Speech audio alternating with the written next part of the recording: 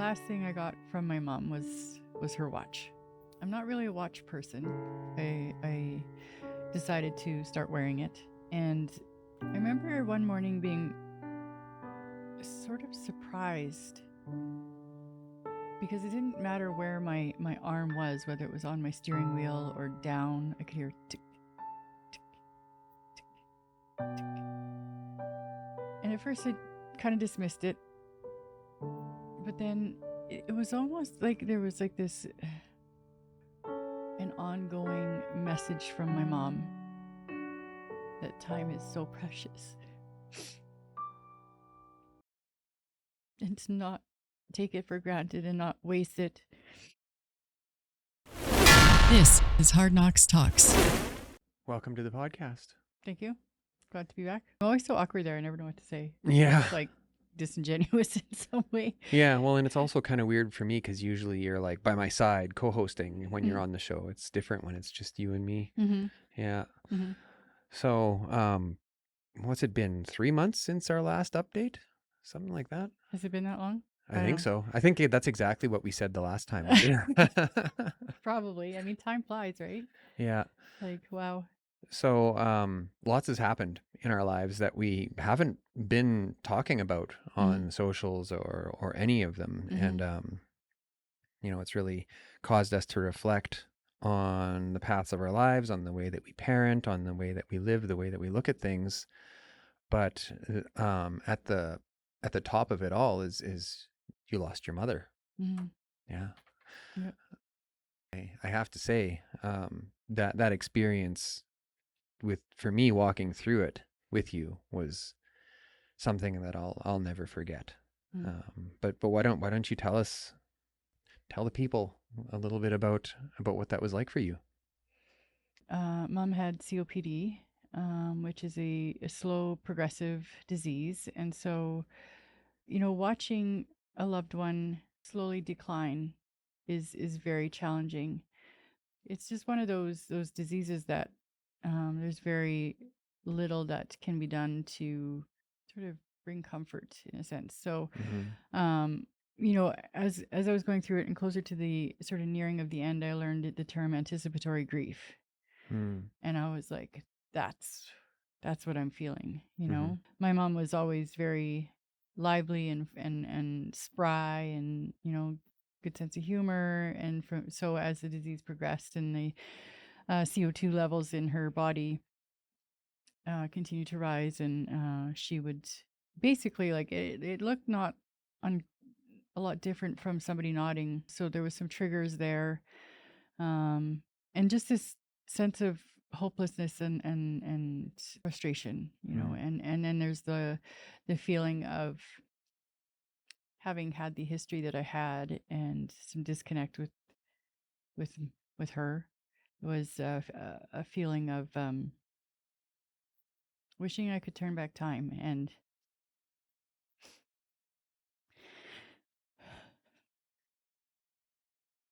as you can see, it's still very fresh. But I had to really lean into, like, at least I'm here now. At least I'm present now. And I can do my best for her now. Whereas if I hadn't shifted out of the lifestyle that I was in, I would have not had this time at all. So I had to really, really find gratitude in presence, as hard as it was. I was trying to work full time, being mom, kids have activities, dad's health was kind of not super, and he was suffering because mom was at home and watching her decline. He was really, really struggling with that. So, and then as her health declined further, there came a point where I was faced with navigating the systems of transitioning her into a care facility, and just navigating the healthcare system simultaneous was really, really challenging. So Yeah. And you're good at navigating systems when you're motivated to, so that you couldn't find your own help. You ended up Google searching and finding these things all on your own. And like I watched you go through all of that, and there was some problems that some challenges that your mom had throughout her life that were manifesting, you know, and that in itself was very triggering. I don't know if you want to talk about that or not. Hmm. In the past couple of years in particular, she was a shut-in because getting out of the house was too difficult. My mom was always the kind of person who didn't want people to fuss over her, and so she was fiercely independent in that way, and so she didn't want to be a burden. And so instead of accepting the help with getting out of the house, it was somehow easier on her to just remain in the house or remain in the apartment. Mm-hmm. But then she leaned quite heavily into online gambling. Me feeling like a loss of ability to help, I took on a sort of responsibility to assist with her comfort. And Mm-hmm. so I was against my sort of Moral compass. moral compass was kind of the word I was thinking of, was buying, $20 Visa cards and different things that she could load on there and get some gameplay in. But at the same time, she didn't want my dad to know. Mm-hmm. So the sort of childhood patterns continued. Mm-hmm. And you were stuck in the middle. I was stuck in the middle. I remember, and rest her soul, Mm-hmm. right? She did the best that she could, and even in the end, I remember you telling me, that your mom confided in you and said she wished she'd addressed her problems. Mm-hmm. And we'll talk a little bit more of that in a bit, but it was very triggering and a very hard position to be in, because we want people to find a pathway to wellness. That's Mm-hmm. what we stand for, whatever that looks like for that person. But to be in the position that you were in, where this is your mom's only option to do anything, like there was nothing else that she knew. Mm-hmm. And to have her calling and, asking, can you get me a card? Can you get me a card? All of these things. That was very challenging, Mm-hmm. because of course you want to be compassionate and empathetic. And when there's no desire to look for a different way at this stage in life, what do? Mm-hmm. Like you can't take her to a Gamblers Anonymous meeting, No. So, the program of recovery that I followed in, and then I still follow along with it. It was hard for me to put that aside. Mm-hmm. We don't enable, we don't this, we don't that. Mm-hmm. But this situation was like, you know what? We just wanted to be comfortable. Mm-hmm. So, I mean, There was that reality mm-hmm. of there is no there are no other options, and she's in end of life, and so Mm-hmm. like But I mean, I remember like almost made it feel like we were dealing again. yeah. Like how we used to do to our guys, like calling, hey, you coming by? Yeah, It I'd was have very to like, call mom with the phone number or with the numbers for the card when dad wasn't around and different things. So yeah, yeah, there was a lot of dishonesty in that, and yeah. that also didn't sit well with me because that was a past life. Well, and I remember there being a lot of anger at certain times, Mm-hmm. and myself as well. Like we're humans, Mm-hmm. right? And we get angry, and that's very triggering. And we've moved past that stage in our life, and we've found a safer way, and we just want to keep that away, Mm-hmm. right? But and now we're talking harm reduction, Mm-hmm. right? Mm-hmm. So, which we also align with in many ways. Yes. So we don't really know what the heck's going on, but Yeah. but all that to say, when your mom went into the hospital and her final time was approaching, something shifted in you, where that all got set aside, Mm-hmm. all of it. And I sat with you in the hospital, and when we were in there on her final day, you were reminiscing Mm-hmm. on the good times, and you're playing your mother's favorite music and talking about these things. It was, I would have to say that was one of the most beautiful moments of my life, Mm-hmm. watching you selflessly and empathetically just caring for your mom. Like everything got set aside. I learned something about empathy. I felt like I was in the classroom of the universe. I was being shown something that words cannot teach, So it was as challenging as it was and as painful as it was for everyone. It was also very, very beautiful. Mm. And I'm so glad that your mother had that Mm-hmm. with you. I feel like I learned that from my mom, Hmm. you know. Like I know like she was a caregiver. And you know, I do remember at some point saying to her like, you know, thanks mom, you know, like you taught me well.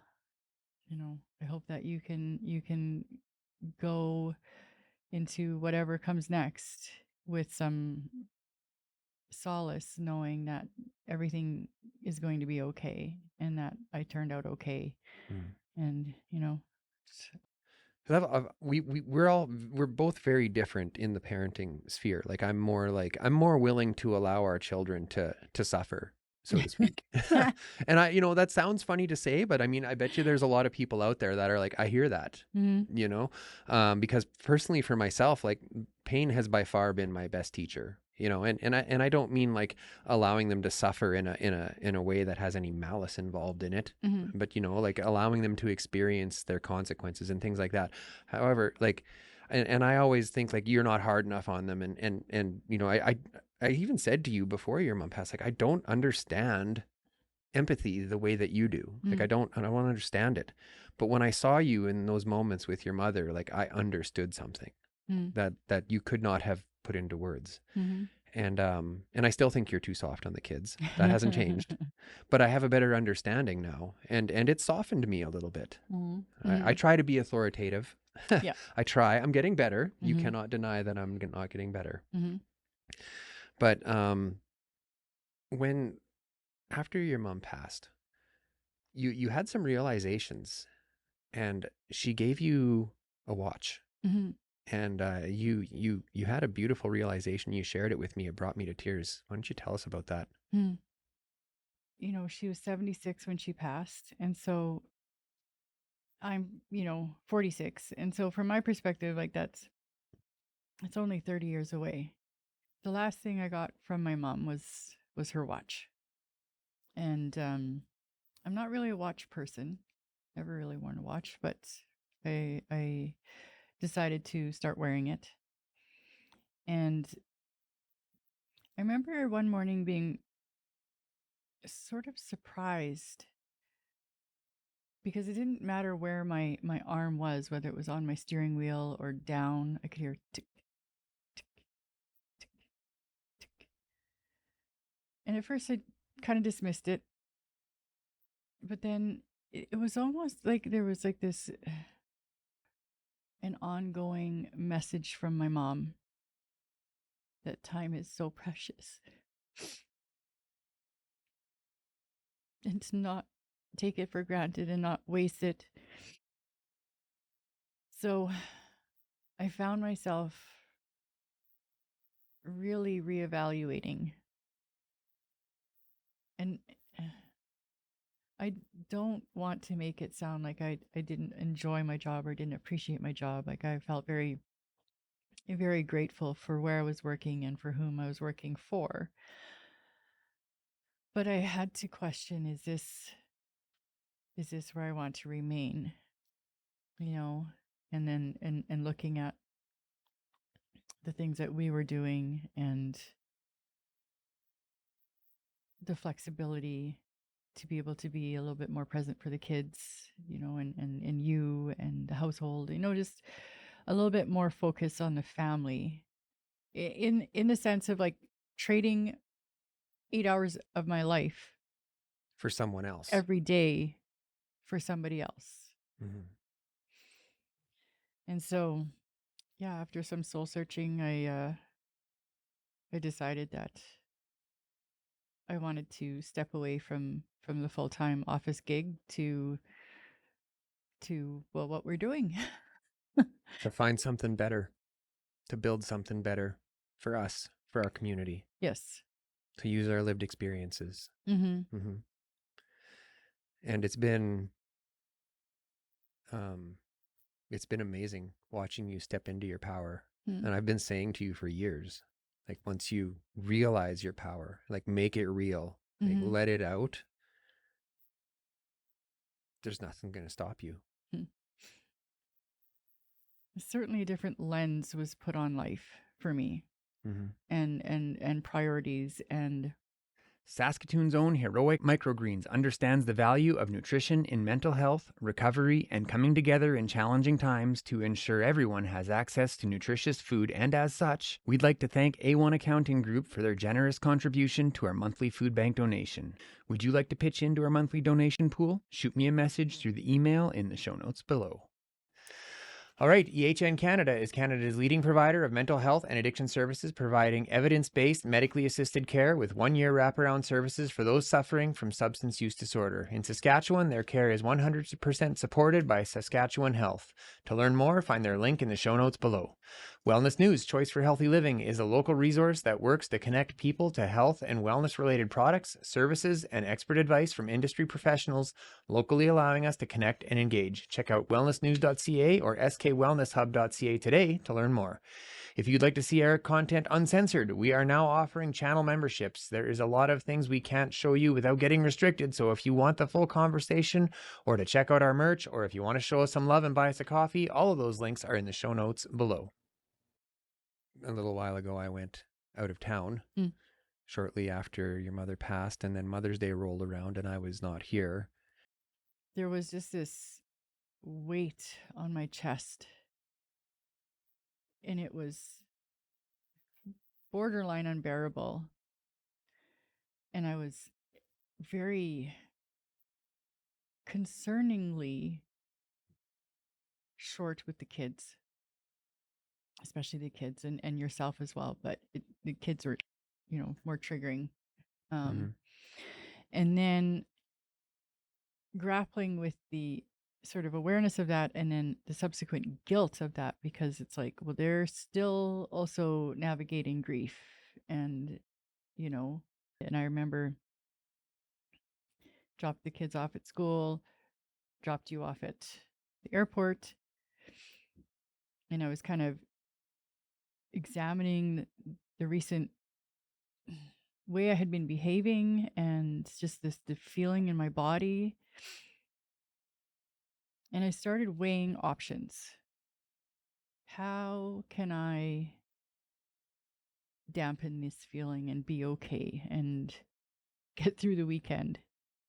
And my mind it went to alcohol, and as I'm driving, and I kind of, and then for a brief moment I thought, well, maybe, a joint or some gummies or something, and both of those options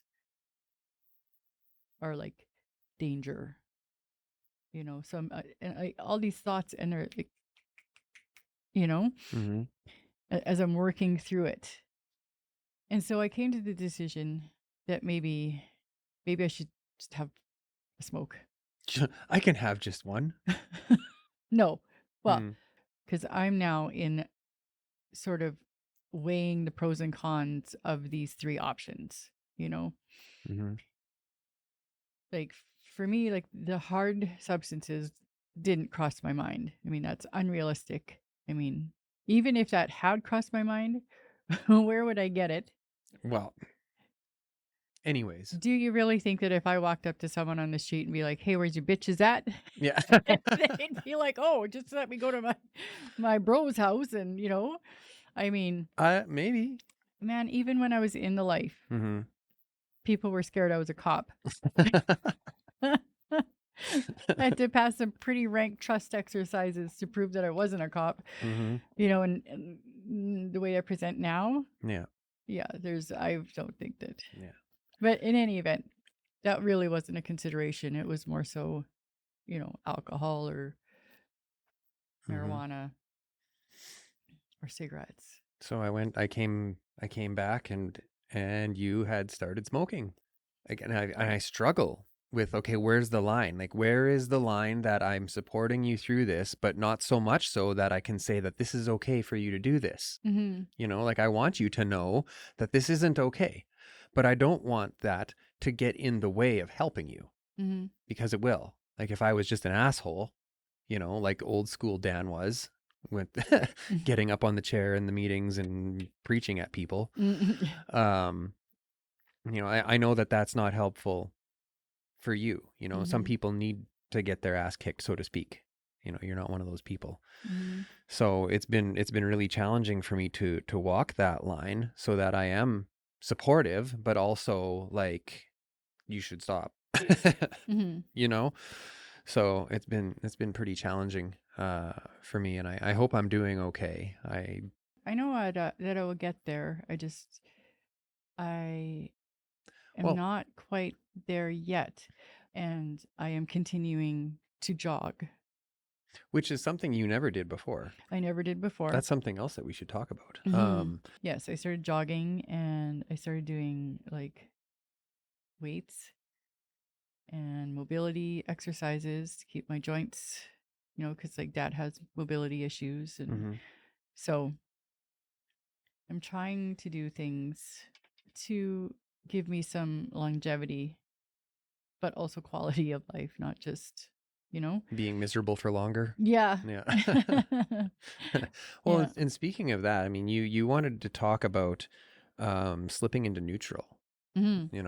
And how easily that can become dangerous for people in recovery. And if I might just like sort of say a few things on that were Hmm. really impactful for me, you were talking even this morning at the table saying like, I used to be super grateful when I first came off the street, or when, even for myself, like when I first got sober, you know, um, the most mundane things to me now were like, I was so grateful for those things, Hmm. like being not having to look over my shoulder. Like, who thinks about that on a daily basis? Yeah. Like, not looking over my shoulder, not being worried about finding, like, not waking up dope sick, Hmm. even, and for you, like having a cup of coffee, Hmm. like, and for me now, like, I have a cup of coffee in the morning, and I'm not nearly as grateful for it as I used to be, Yeah. you know?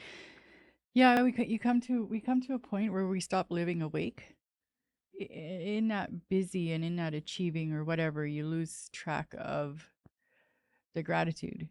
Mm-hmm. And then I feel like old thought patterns and old behaviors start to bubble up, in the sense of like, well, this sucks and that's no good, and I suck and I'm not doing good enough and I'm not enough, and all that negativity Mm-hmm. starts to surface. And not unlike that, you should have a smoke now. Mm-hmm. It can be very nefarious. Sometimes we catch ourselves in that sort of neutral zone. And then we become disappointed in ourselves, in the sense of like, well, I've done all this work, or I've gained so much distance or whatever. Why am I back here? Why am I feeling this way? Why am I thinking this way? For many of us, you know, there's 30 years of programming in there. Mm-hmm. Even if you have 7 years or 8 years or whatever the case may be, your brain has had significantly more time functioning in a different way. It's important to be cognizant of that, because I feel like it's like when we slip into that neutral and those old pathways, that those relapses become particularly um, of higher potential to happen. Mm-hmm. And like for me, especially around the kids, that this is that they're like amongst my biggest triggers, and being, a single dad early on, and just not having any idea how to do it. All I had was the old way of thinking. That's all I had, Mm-hmm. and none of that thinking include being a parent. It's taken, even to today, I still fall short. Every day, I still fall short of what I would like to be as a parent. I'm getting a lot better, but something interesting that's changing, and even this last couple of times I've gone to the dog park, I make sure that I go through the wooded area, Mm-hmm. and I make sure that for at least part of it, I am present, Mm-hmm. and I am looking at the trees, and I am being aware Mm-hmm. of the magic Mm-hmm. that is around me. Mm-hmm. Like this, and especially with the wildfires that are happening right now. Like, my God, prayers to Daenerys Beach, prayers to L'Orange, prayers to Pelican, prayers Yeah. to all of All of the there's folks that are displaced, and no words. There really isn't. Um, but in that, I can go into this little wooded area and I can breathe the air and I can see the beautiful green around me. Mm-hmm. And I force myself to notice those things. Mm-hmm. Like as far even to say, look at the trees. I'm sorry I'm laughing, but I remember there's been so many times where we've been out to like Whitecap Yeah. and you're like rushing through and I'm like, slow down. Yeah. Like, pay attention to the trees and shit. And that's what I'm always trying to get to the next place because the place that I'm in isn't good enough. Yeah. For whatever reason, I'm not feeling comfortable in this moment, so I'm rushing to get to the next one. Mm. So, and I'm noticing that now that I'm doing that, and I know I'm like really noticing like the next moment's not going to be any better if I'm rushing through this one. Mm-hmm. That's what I'm noticing lately. Mm-hmm. And the morning routine, my God, we used to be like, we got to be out the door by 8:30. I don't care if you're screaming and crying or bleeding or whatever, you know? And like, and I actually took some leadership in the morning routine and I said, go away, Yeah.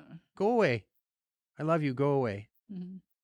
And that is some days my favorite time of day now, Mm-hmm. you know? Mm-hmm. And the Well, more and that if I can just interject there, I mean, that also speaks to that neutrality, Mhm. you know, because and that old programming and generation upon generation upon generation of programming about how parenting should be and how life should be, and then like the very like task orientated and gotta like, Yeah. you know, Like my mom. ship up or shape up or ship out or whatever. They Yeah. it's so like militant. Like my mom worked what 3 jobs and went to school, you know, Mhm. and that was how it was. That's what you Mhm. did. You worked hard, you saved for your retirement and you lived your golden years. And that's Mhm. man, fuck that. So I I mean, mean, good for you guys, but yeah. we're not doing that. But for me, in some ways, you know, like there's these high achieving people, Mhm. you know, and I want to be that. I try to be that, and then I get all burnt out, and I'm like, what's wrong with me? Why can't What's wrong with them? Why is it always going to be I you? don't know. That's what I'm saying. They though. don't want to have a life outside of just go go go. Why can't my kids be in like 6 activities and me work full time and do all the grocery shopping and Man, do all the thank clothes God they're shopping? not. I don't want You know, that. and then yeah, then there's that pause. It's like, why do I want that? Mhm. That's what it was. I remember too, one time I was leaving the grocery store after having visited mom, Mhm. and I'm in my, you know, business attire, and I'm rushing and I'm fumbling my keys and I'm clearly frazzled, and I could see, you know, a couple other people were looking at me, and I can't really define how that look was, but I remember almost shifting into like an observer in that moment and being like, it wasn't so long ago that I would have seen me and be like, wow, she must have a great life. I want that. So then I'm in the moment and I shift back into the experiencer. Yeah. I'm like, what the hell am I doing to myself? Like, I might have a heart attack. 'Cause why? Because why? Like, what am I doing? You're just hurrying. Yeah. And then, yeah. And like I feel that.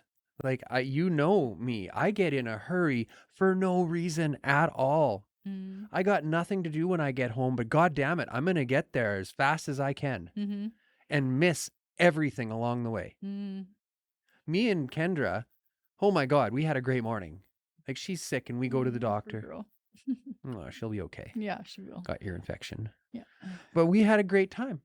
We had a great time. We went to the doctor's office and we sat and we played the color game and then we went to Shoppers Drug Mart and I experienced her. I didn't just sit there and worry and pace, and we went and looked around the store. Mm. We let her pick out what kind of Gatorade she wants. You know, 2 years ago, I'd be like, we don't have time to choose. We got to go home and I got to record the podcast and all the things. And we're hurrying and stressed out. And for what, Dan? Fuck, straighten out, man. Like missing my life in a hurry to get to it. Mm-hmm. And and now, 4 years into this podcast journey, 8 years into recovery, I am grateful for no. When I hear no, we can't fund you, or no, we can't support you, or no this or no that, it's like, thank you. Because now I get another adventure. Mm. It's not the goal. I've told you this before. Success is not, it doesn't really, like, after I achieve it, it doesn't, Well, I'm already looking for the next challenge. I'm already looking for the next adventure. I'm Mhm. not in it for the prize. I'm in it for the experience. Mhm. I didn't realize that. In the first 3-4 years of my Which recovery. which is great, but at the same time, there is an importance in appreciating the achievement for long enough for it to, become tangible in like your somatic system, Oh, right? Like, and you do, like, you're just like next thing, next thing, next thing, next thing, next thing, next thing. mm-hmm. Not only is it a rush to get through the day or whatever, it's which I found really interesting when you started to meditate, Breath work. or breath work. It was that slowing down, that practice of slowing down. But this, almost the minute that you stepped out of that space in the morning, Mm-hmm. you were in neutral. What do you mean? Well, you were, Yeah. It's hard to live intentionally. It is very hard to live intentionally. Mm-hmm. So hard to live intentionally. Mm-hmm. Yeah. And that's why, again, I was also talking about that neutral space. Like, Mm-hmm. it's so, like, every once in a while I catch myself, like, just like mindlessly at the coffee pot, like scooping the coffee grounds in and slapping it together and then doctoring it up with my honey and creamer or whatever. And it's almost like a gift from the universe, in the sense of, like, there'll be this really strong smell of the coffee and it'll snap me out of my neutral. Mm-hmm. And I'll be like, oh yeah, I really enjoy this coffee. Mm-hmm. Why am I not taking a moment to appreciate it? Mm-hmm. Mm-hmm. Yeah. But I really love to hear you say you've had this awakening, in a sense of when you're walking through that little forest. Mm-hmm. It's a beautiful little forest. It is. It's I just so want to do laps wonderful. in this tiny little forest It's thing. such a magical little forest. Like, I just love it in there. Yeah, it takes you like 2 minutes to walk from one end to the other, but like, I did 3 laps last time I was at the dog park, just so that I could go through there 3 times. Because it's just, there's something, and I don't think I've quite realized it in my mind yet, but there's something in that, in the forest, in nature, that's calling to me. And I don't know, I mean, and it's not like I'm not expecting to see like a little sprite, although, Kendra's close enough. But there's something there that's trying to teach me something. And that's another thing, being teachable. Yeah. Holy cow, man. You want to talk about just sliding into neutral and just thinking, like, there's lots of times where I just think I know everything and everyone else is stupid. And you do too. I know you do. You probably say, no, I don't, but I know you do. Everybody does it. Really? I'm sure. Human nature. It's got to be. Mm-hmm. So, and being teachable in a way that's like, are you paying attention to what's happening around you? Are you noticing that you have beautiful children that are just full of life energy and exploring the world for the first time? Like, are you aware of that? Are you aware of the tenacity they're displaying by expressing themselves? Yeah. By arguing with you. Every argument is an attempt to understand. And we should be so goddamn grateful that our kids understand and grow. Yeah. Yeah, that our kids have the willingness to stand up for what they don't understand. Yeah. And I think I'm starting to find the space, and this has been with our son going to football, where I can't fix it right away. I can just sit there and experience it with him. And I'm still trying to learn about that. But I'm glad that I stuck with him and I didn't allow him to quit. Yeah. Yeah. He wanted to quit football. And now, like, he got 2 touchdowns last game.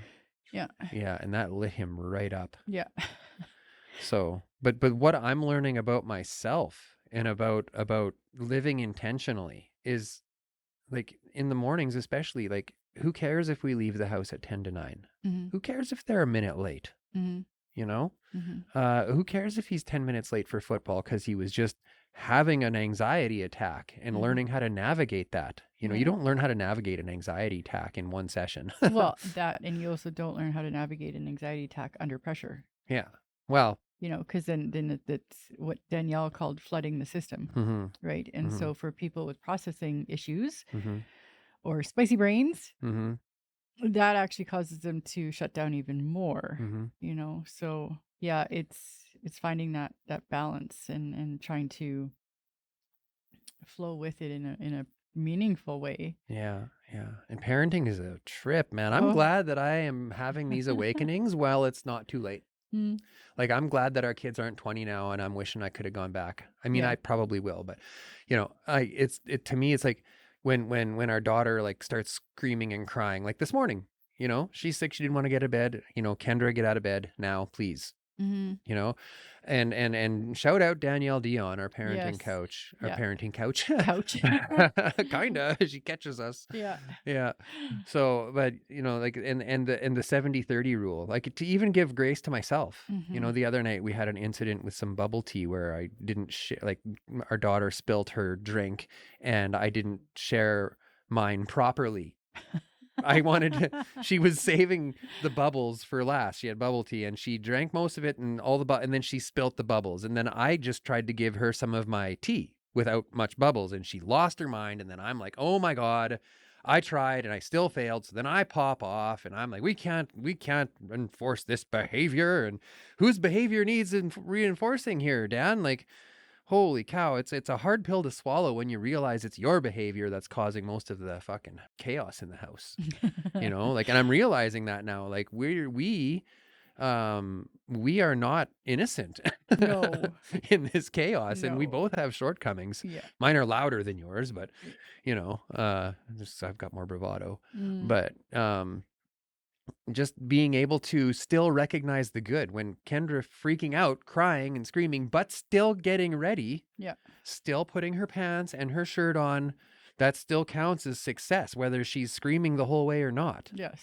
You know? Yes. I never used to see it like that. No, and I remember we've had disagreements in a sense of like whatever it was, she did one of the kids didn't do it exactly perfectly the way you wanted. Yeah. And then but they did eventually or ultimately do it. Mm-hmm. And I wanted to reward that and you were like, "No, fuck that." I'm like They twitching didn't do it out. right. You're not rewarding that. Yeah, so But I mean, that protects my peace too. Right? Like, Mhm. if I can see the good in what they're doing. Yes, Grady had these, I'm just saying their names all over the place. I think there's no hope for that. You know, he had this anxiety attack and he came up with every excuse in the book to not go to football. But then ultimately, after conversations and sometimes some threats of consequences and different things, he did go. He made that decision to go. Mm-hmm. That's a win. Mm-hmm. That's a win for him. Absolutely it is. Because he could have just like, no, I'm going to stay home. Screw you. Punish me all you want. I don't care. Yeah. No, he found the tenacity somewhere to go to football. And he hasn't had a bad practice yet. No. Like, even the one day he was going to just sit there on the sidelines. And I said, all right, I'm going to go and walk the dog. And when I came back, he was in there. He's participating. Yeah. So that's a win. Yeah. Whether I had to fight like hell with him or not. Yeah. So that I can rest in that. I can recognize that as a win for him. It's Yeah. not a complete loss. Yeah. So it's just that intention. Where's the good? Yeah. Yeah. Yep. So anyways, I suppose this is what our life looks like Mm-hmm. in real time right now. Yeah. You know, I'm really proud of you. I don't know if proud's even the right word. Grateful to see you make these decisions and step away from the daily grind of, you know, working for someone else, stepping away from that security into the unknown. I know what that feels like. You know, I know what that feels like. and you know, it's nerve-wracking for me as well, but I'm here for it, Mm. you know, like, You know, I just want to add in there, like, it's like I have always admired like the way that you manage your time, and it's very inspiring. Like, you are definitely an entrepreneur. You're definitely meant to be an entrepreneur. I Like, have there's no question about that I whatsoever. agree. There's no question. Like, the things that you have walked through, cried through, bled through, whatever you want to call it, but you're still here and you're still trying and you're navigating and pivoting, and you know, it's really admirable and it's inspiring. And when I was not here and at the office, I found myself wanting to be here, like with you and building with you, but I didn't know how to do it and I didn't know what my place was. And you know, I guess in many ways, like, I didn't want to get in the way, Mm. you know, and even early on with the podcast, I mean, it's definitely reached a different level of stability than it had. And given some of the sponsors that we had early on, you know, like, I was really, really scared to say the wrong thing and have everything come crashing down because I said something stupid and missing, like, unintentionally, you know? Well, you went and learned what you needed to learn. Mm-hmm. I think we both learned what we needed to learn. Mm-hmm. And now you're here, and we're doing good things. Mm-hmm. And I can't wait to see what comes from all of the work that you've been doing. That we've been doing. Yes. Okay, let's cap it. Okay. Okay. If you haven't yet hit that like button, please give us a like. Please give us a comment. Tell us about your experiences. Tell us if anything we said here spoke to you, whatever. Join the conversation. We love to hear from you. Hit that subscribe button. And that's it. Take care, my friends. Bye. Say, this is Hard Knocks Talks.